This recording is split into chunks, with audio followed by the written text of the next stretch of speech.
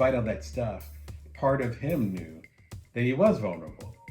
He knew his weaknesses, he knew his Achilles heels. When that happens to us, there starts to be a gulf. That's why we start to have discussions about imposter syndrome. And that's when we start talking about upper limit problems. We start to sabotage, which Tyson gets into in this interview. We start to sabotage our success because we don't feel like we deserve it. My name is Damon Brown of DamonBrown.net. My main thing is helping you as a side hustler, a solopreneur, otherwise a non-traditional entrepreneur. Today we're going to talk about Iron Mike Tyson. Very controversial figure within the sporting industry. You've probably heard some of these stories. Some of them are true, some of them are exaggerations. Particularly when I was growing up, he was the heavyweight fighter of the world for several years. Even when he ended up losing some battles, which we're going to talk about, he was still a dominant and definitely feared figure. Today, he's become more of a guru, an entrepreneur now, has a podcast and all these things. He talked about losing and how losing was the best thing that ever happened to him. So we're going to talk about how losing can actually make you better as an entrepreneur, as a creator, and basically as a person. Again, it's the Bring Your Worst show every Monday, Wednesday, and Friday, 11:30 a.m. Pacific Standard Time, Vegas time. If you like what you're hearing or seeing or however you're getting this, be sure to subscribe. It's over there. I think it's over here. I think I might finally get it.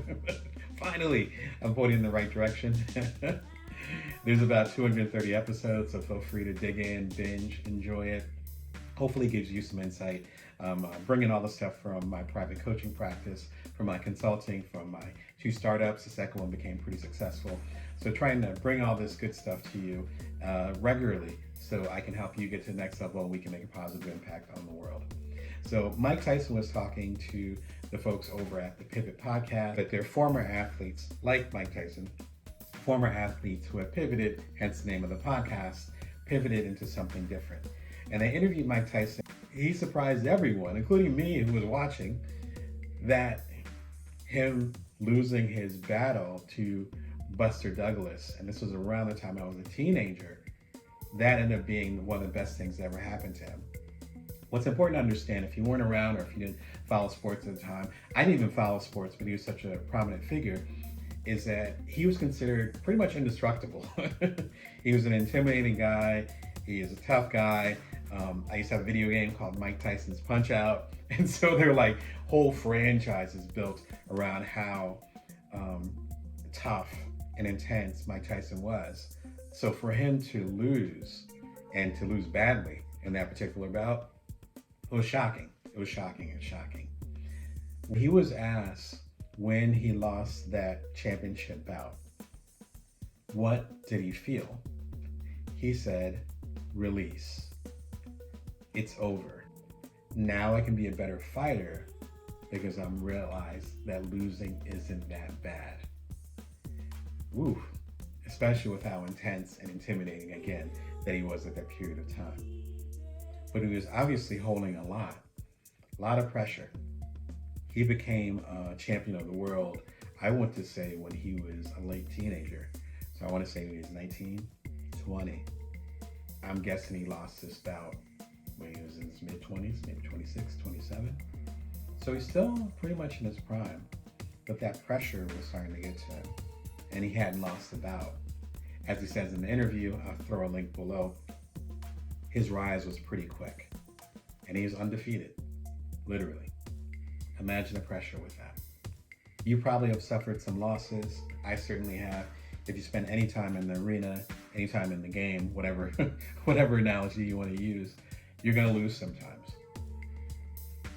Us not wanting to lose can actually be a burden on us. And I think that's what Tyson's getting at.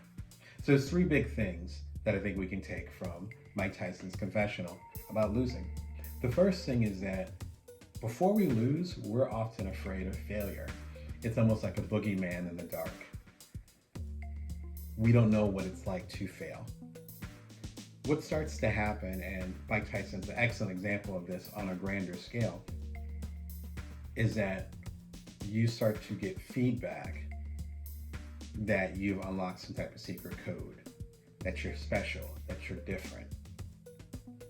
If you start to believe that feedback and say, oh, I'm great, I figure it out. I have the secret sauce.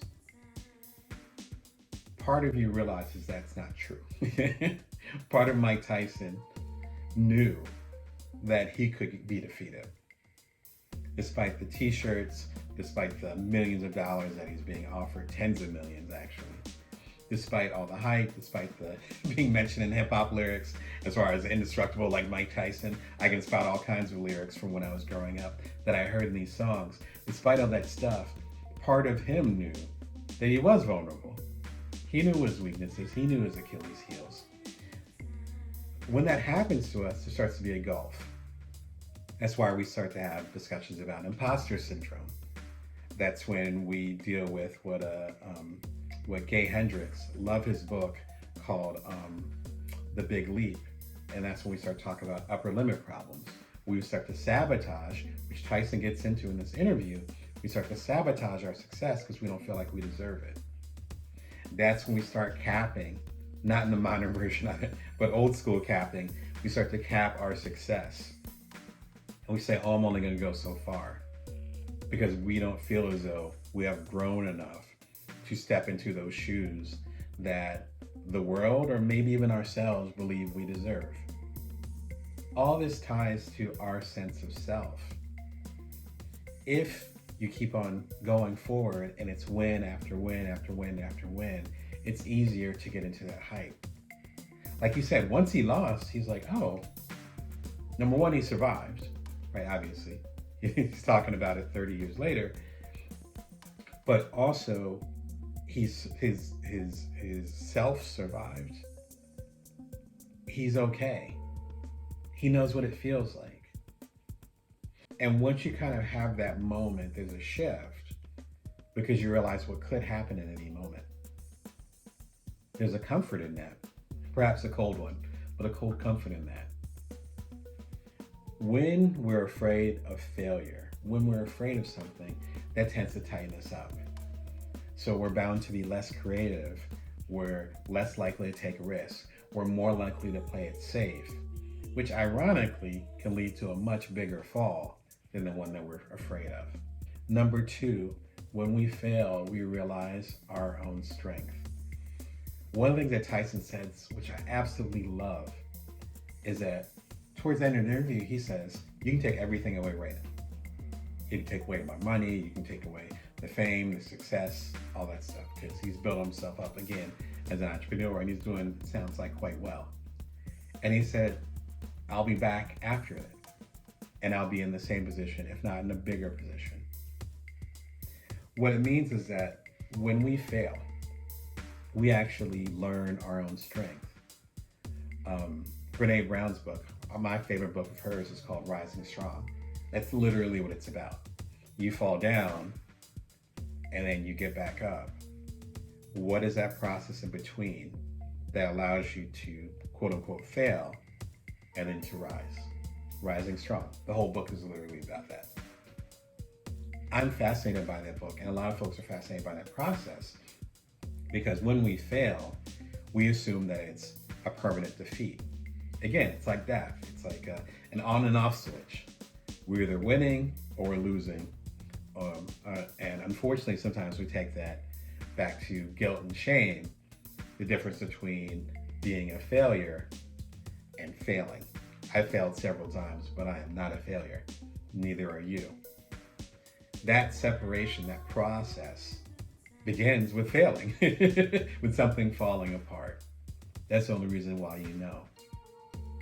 I would also add too, I have a book that, I have 26 books. I have a book that I did several years ago that was a follow-up to a book that did quite well. And it sold so poorly, I think it sold maybe 5 copies to this day. As I always say, one of the copies I think my mom bought. When I had a bestseller later on, and another bestseller after that, not only was it sweeter, because I understood it could go either way, so that reality check, but also I realized, like Mike Tyson, I could do it again. And failure isn't permanent at all. If you understand that power, those resources, that energy, that creative spark comes from you and not from luck, not from someone else telling you what to do, but that your source is infinite. As long as you're around, then that's truly being indestructible. And you're more likely, again, to be creative and to build without fear because you know what failure looks like. Number 3, when you fail, you're able to focus on service rather than your ego. Service rather than ego. When I created the Tyson Entrepreneur series, which is over here, you guys turned into a bestseller, so thank you for that. I did 4 books. This is the last of the 4 books. Again, became a best-selling series. And then I did a book called Bring Your Worth, which is, they call it eponymous. So that's the name of this show. And it was very, very different than the Tyson Entrepreneur series, Bring Your Worth. Some of y'all liked it, some of y'all didn't. And it definitely did not sell as well, at least immediately. It didn't become a bestseller out the gate like the previous thing. But I knew that the direction that I could serve you best wasn't making more Bites of Entrepreneur books. I just knew it. I just started getting really serious about the coaching. You can check it out at damonbrown.net. I have a private coaching practice. So I was just starting to get really deep into the coaching practice. I was doing more keynotes. I was more connected to, again, this non-traditional entrepreneur that you might fit into as far as doing side hustlers, solopreneurships, and other, again, non-traditional entrepreneurs. I was starting to get really deep into that, really starting the next leg of the journey that brought me to here. I knew that doing another Tyson Entrepreneur book, even though it might sell well, wasn't what y'all needed.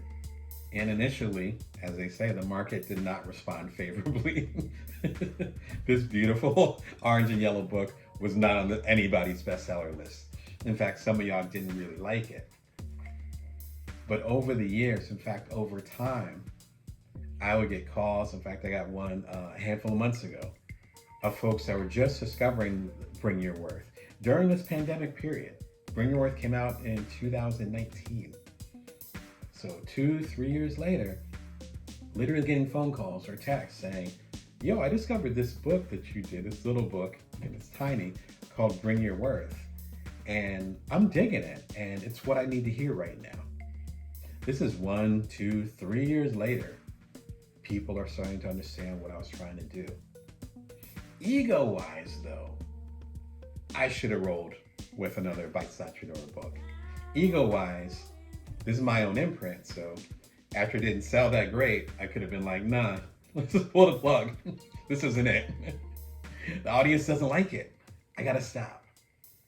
But I knew, because of me working with y'all so much, that this was the next step for y'all. And come to find out, it's been a steady seller and approaching what I've done with the other books. But that required putting the ego to the side. I wasn't afraid of that failure because I'd experienced it again with previous books, with previous ventures. If I talked about my failures, this would be an hour-long episode, way too long. But when you're not afraid of that failure, then you can focus on the service. If you're afraid of failure, then how are you going to help their audience get to the next level? How are you going to help the people that you serve when you're concerned about looking good in front of them? It's okay to fall on your face. And in fact, as was the case with Bring Your Worth, I didn't fall on my face. It was just, I was at a level and saw something that the audience didn't quite see yet. And come to find out 3 years later, people are seeing it.